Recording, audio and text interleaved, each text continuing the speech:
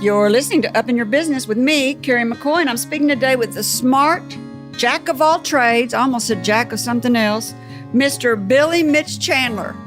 Well, I wouldn't say jack of all trades. I mean, I'm a show breed, not a working breed. So I'm a yard work, stuff like that. You don't physical exertion. No, I really prefer the Churchillian aspect of trying to conserve your energy as much as possible. What's Churchillian mean? Well, after Winston Churchill, he always believed Churchillian. That don't do anything standing up that you could do laying in bed. Don't do anything. A lot of baths, a lot of cigars. A lot of baths, cigars.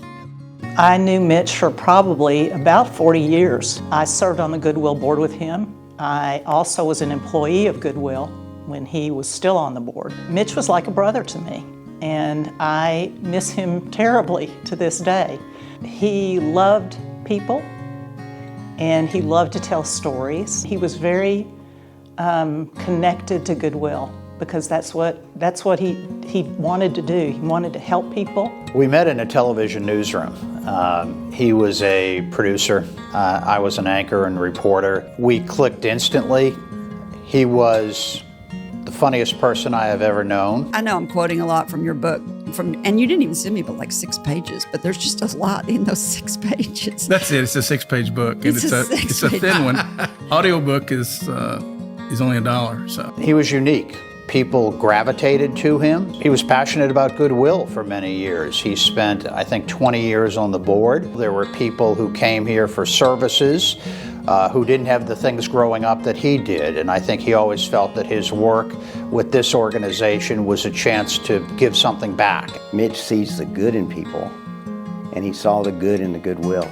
He brought to the Goodwill his energy of supporting people. Mitch understood that not everybody is as blessed as we are. Not everybody has the support of family. Not everybody has the gift of education. Not everybody has enough to eat.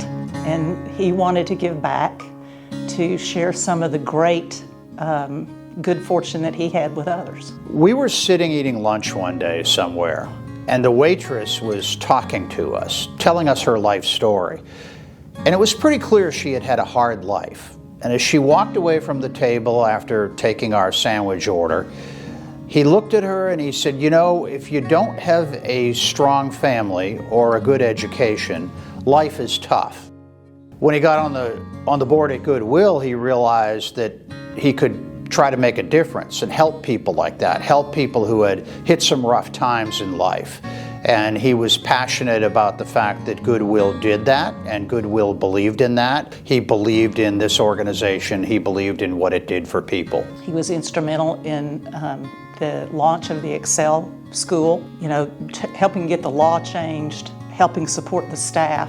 He felt like education was a key factor in, obviously, people becoming successful.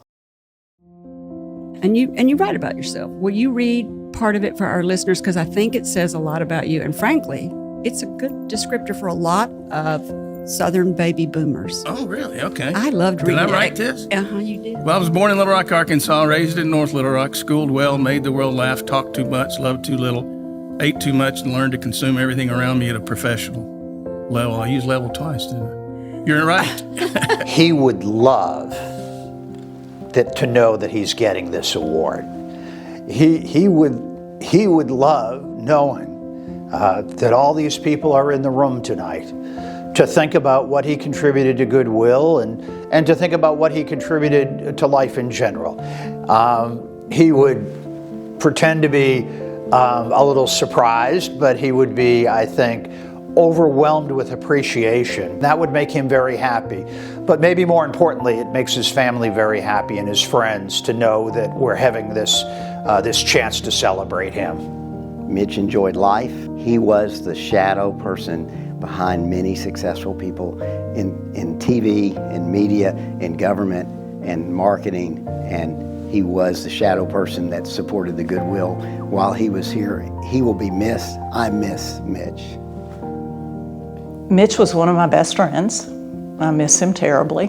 I'm very proud for him to receive this award, and I hope that others who are considering a cause to support consider Goodwill, because It has such long-reaching, long-ranging assistance and success.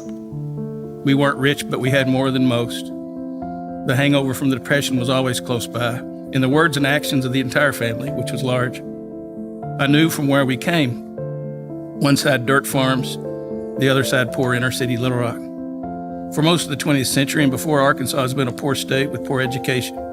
We weren't Catholic, but we did feel guilty about some things. And as Methodists, we believed a good green bean casserole is all you need to get to heaven.